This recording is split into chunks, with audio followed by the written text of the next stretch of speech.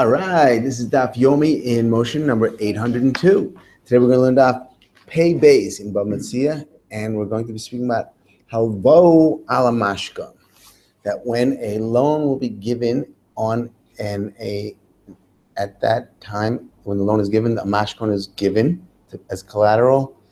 So the malva holding on to that mashkon then is that considered just bitachon, security that the loiva cannot deny the loan and say I didn't take a loan from you, or is it considered that the malva will get paid from that mashkon, that is the way the malva will be paid back by way of that mashkon? So if we look at it as just a bitachon, like a security, it doesn't necessarily mean that the malva is going to use that to get paid back with. He might just wait for the money for him to be paid back and then return the mashkon later, just a guarantee. So when we look at it as a payment, so then as the malva is holding on to it, he's benefiting, he's getting paid, because he wants to be shomer it well, because he's going to get paid from it. And if we look at it as though and therefore he's a shomer sacher. And if he's a shomer sacher, and he will lose the mashkon, he's supposed to get, so then he will not get paid back, because that's his payment for his loan. If he loses it, he was paid already. And if he's only if it's only bitachon, guarantee that he'll get, that the loba will not back out of the loan, deny that he ever took a loan, that means that the loba is supposed to be paying him normally like way a loba pays back a malva. And if so then therefore the malva is a shomer chinam, because he's not getting paid for watching it in any way. He's supposed to give it back at the end. He's not going to take it from himself. So therefore, if he's a shomer chinam and so he loses it, shomer chinam is potter for geneva v'aveda. So he won't lose his pay. He will get paid back still if he loses it. So now the Gemara is going to begin on that pay aleph. I'm a base at the bottom.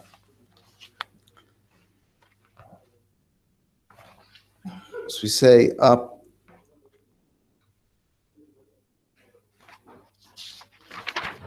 from the bottom, 7 or 8 lines. Halvo ala mashkon. This was our mashkon shomer sacher.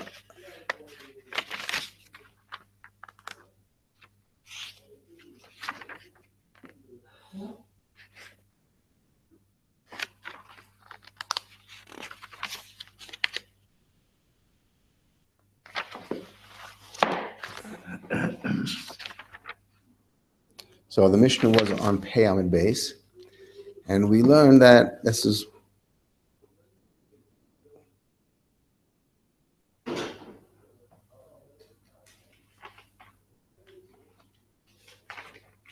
right. So Tanakama said, "Albo ala mashkon shomer sacher."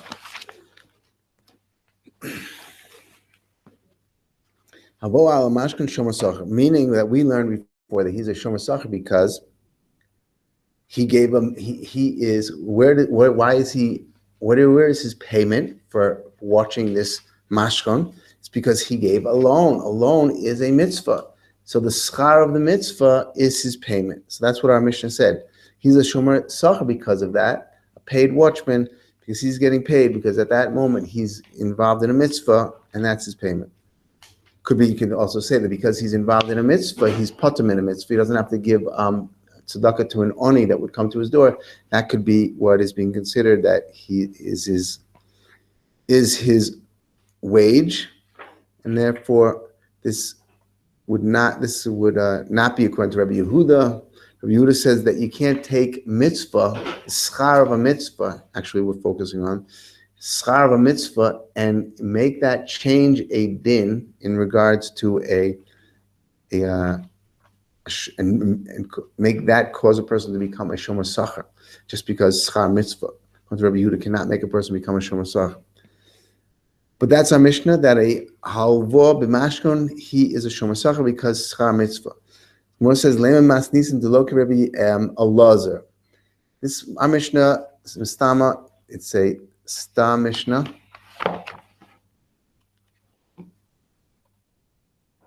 Actually, it's we're talking about the Reisha, so the Sefer is Rabbi Yehuda, but we want to say that the Reisha cannot be Rabbi Elazar, because Rabbi Elazar, the time that we learn in the Brisa, we're going to find here that Rabbi Elazar holds by halbo ala mashkon, the person becomes like a shomer chinam, not like a shomer sacher, and therefore we want to say that our Mishnah cannot be Rabbi Elazar. The time that we learn in the Brisa, hal malva es chavero al hamashkon, whoever is malva es chavero al hamashkon, ve'ovad hamashkon, and then he loses that mashkon. So yeshova v'yitul moisad. Divrei Rabbi Elazar. Person who, if he loses the mashkon, he has to make a shvua that he wasn't posheya, and by making that shvua, he will then not be responsible for the fact that he lost the mashkon, and he will still get paid back. And that's Rabbi Elazar. The only way that can happen is if he's learning that the malva is a shomer chinam. Because if he was a shomer sacher, and he would make a shvur that it wasn't posher, that wouldn't help him because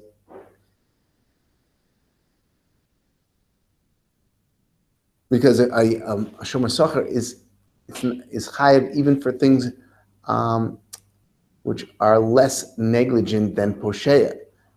Meaning he's chayav for gneva v'aveda, even if he would lose, like we were talking about here, he lost the mashkon. A shomer sacher is still responsible, still chayav for losing. So therefore, the fact that the shavua that he wasn't posher can potter him and still enable him to get paid back his loan, that shows that he is a shomer chinam. To be Rabbi Elazar. So therefore, this is the brisa that proves that our Mishnah cannot be according to Rabbi Elazar, because our Mishnah said that a shomer, that a halvo, the malva, who took a mashkon, would be considered like a shomer sacher. But in that brisa, Rabbi Elazar said that he can make a shvua and take his money because he's like a shomer chinam. But Rabbi Akiva Omer, Yochel Loimer Lo Kulam Klum Halvisaini Ela Ala Mashkon, that the whole loan, the loiva can tell the malva, the whole reason I gave you this, I took a loan, true, and I gave you a mashkon. The whole reason I gave you the mashkon is for you to get paid back with that mashkon. That was your payment. When you went to and lost the mashkon, that was I don't have to pay you again. That was your payment. Obar mashkon obdoy moisecha. So you lost your money. So therefore, you see a brisa where Rabbi Elazar cannot be the Tanakam of our Mishnah. About halvo elef zuz, however, it says that if there was a loan of 1,000 zuz, bishtar, and it was written down in a shtar, and also in addition to the shtar, he gave the lova, gave him a mashkon. The aniach lo mashkon alehim, and he gave him a mashkon for the loan. So in a case like that, Dibri Yaakov Ovar Hamashkon Ovdu Moisad. In a case like that, even Rabbi Elazar would agree that if he would lose the mashkon, and then he wouldn't be able to get paid back. Why? Because the whole reason that once it's written in a shtar, you can't say that the loiva, the mashkon was given to the malva for the purpose that the loiva shouldn't be able to deny that a loan was given to him. Rather, because it's written in a shtar. So then why was the mashkon given? It was given because it was payment for the loan. Only when we say that it was given as a, like, bitachon, that the loiva shouldn't try to deny the loan, do we say that it's not payment, and therefore the malva is supposed to get paid again money from the loiva and give back the mashkon in a case like that. And so in a case like that, then he has to give it back. He's only a shomer chinam. So in the case where it is, however, when it's being given, not because as bitachon, therefore it's known that it was given as payment for the loan. And therefore, if it's payment for the loan, then the malva becomes a shomer sacher. And if he's just shomer sacher, then if he would, a shvua would not help him because he's chayav. A shvua is only a declaration that the malva was not posheya, was not negligent. But it doesn't help him to putter him if he lost it or if it was stolen. So therefore, in the case where there was a shtar, even Rabbi Elazar would agree that if he lost the mashkon, he will not get paid because the shvu would not help him. Filu Tema, Gemara says, Filu Tema, Rabbi Elazar. No, our Mishnah can even be Rabbi Elazar. Oh, what about that brayso? Lo kasha. We're not going to have a kasha from our Mishnah to this brayso, from this brayso onto our Mishnah. Lo kasha. Why? Kan shemishkanai b'shas halvaso, kan shemishkanu shelo b'shas halvaso. That at the moment when the money was given as a loan, at that moment the mashkon was given over to the malva. In a case like that, then we will say that it was just so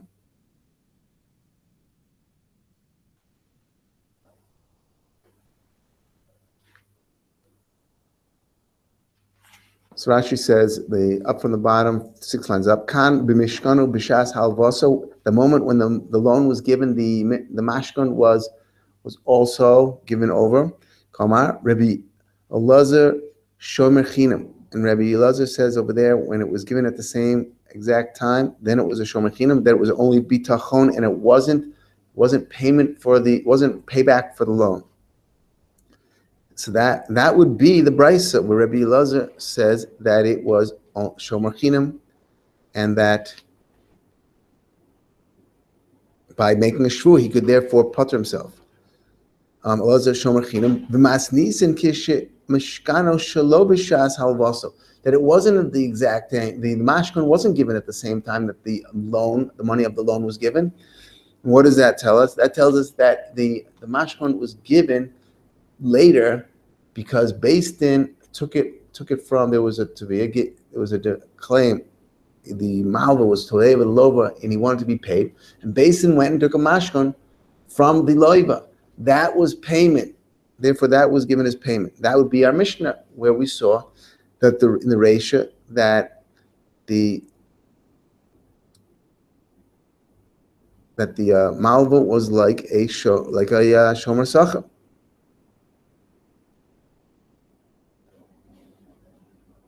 Right. So that's the difference. That's the difference. It depends when it was given right away. Then it would only be considered bitachon for that to guarantee the loan. And if it's given later, it's because Beis Din there was a tevia, and Beis Din went and took it away from the loiva. That would be our Mishnah. Gemara says that's fine, but that's problematic because it says in both the Mishnah and the brisa says that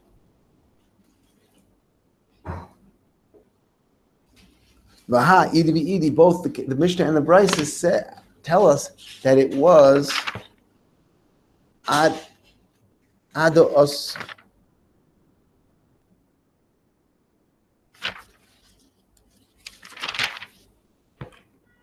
halvo alamashkon. They both state that it was a loan alamashkon, given alamashkon, which is mashma that it was given, the mashkon was given at the same time as when the money was given. Tani. So you can't be machalik between our Mishnah and the brisa to say one was that it wasn't the money wasn't given at the mashkon wasn't given at the time when the loan was given, and that the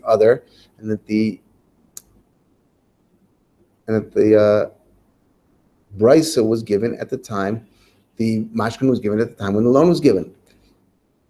And for the Gemara, ela lo kasha, it's still not a kasha. Kan shalvu ma'is, kan shalvu peros. Even though that both of them are stating that the mashkon was given at the time of the loan because it was halvu ala mashkon, however, it's still not going to be kasher. The Mishnah where it says that the Malva is a Shomer Sachar, that's because the loan was Peros. The Malva had given Peros to the Loiba. And the Brisa that's Mashma, according to Rabbi Elazar, that the Malva was only a Shomer Chinam, that's because money was given. The loan was a loan of money. Like we learned it already. When Peros is given, the Malva, as he's being Shomer the Mashkon, is a Shomer Sachar, because he gained in the deal because he lent out Peros, that if he had to keep them by him, they would have rotted.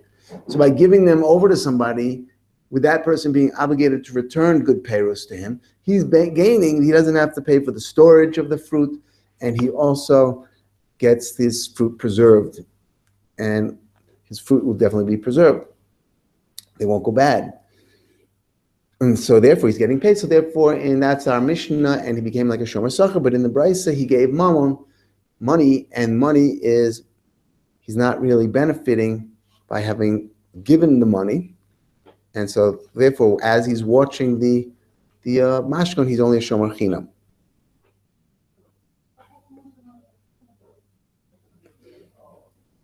How can we say that? We can't say that our mission,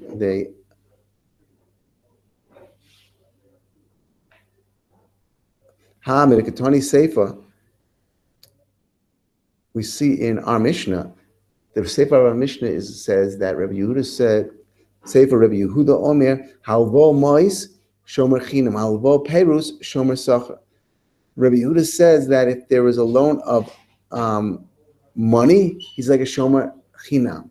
If there's a halva of Perus, he's a Shomer Sachar. So that shows us that Klau is mashma that the Tanakama was saying his din, that the Malva was a Shomer Sachar, no matter what he lent to him, whether he lent Perus or Mois, because it was only Rabbi Yehuda that was machalak between the Mois or Perus. So Michlal, the Tanakama, who were trying to understand if that's Rabbi Elazar, Tanakama lo shani, it's not shani, doesn't distinguish. So therefore, to tell us that Rabbi Elazar of our could still be the town of our Mishnah and tell us that we're talking about a case where payros were lent out, that's difficult, because it's mashma that the Tanakama doesn't distinguish between payros and money, and it's still going to be, the Malva will be, as he's watching the Mashkon, considered Shomer Sachar. And for the Gemara, we can say like this, we can learn, therefore, our Mishnah will not be Rabbi Elazar at all. Therefore, we won't have a kasha on Rabbi Elazar. And we can learn the whole Mishnah as being Rabbi Yehuda. Kula Rabbi Yehuda, he. Chasur Mechser. And the fact that the Reisha didn't mention Rabbi Yehuda's name, only later mentioned his name, it's because it's lacking something from the Mishnah. Chasur Mechser, Horiktani. Halvo ala mashkon, whoever gives a loan and receives a mashkon for having given the loan, Shomer Sachar. He is a Shomer Sachar. That's our Mishnah. In which way does this happen? Shalvo Perus, in the case where he lent out Perus. But if he lent money, so Shomer Chinam, he would have been a Shomer Chinam. Why?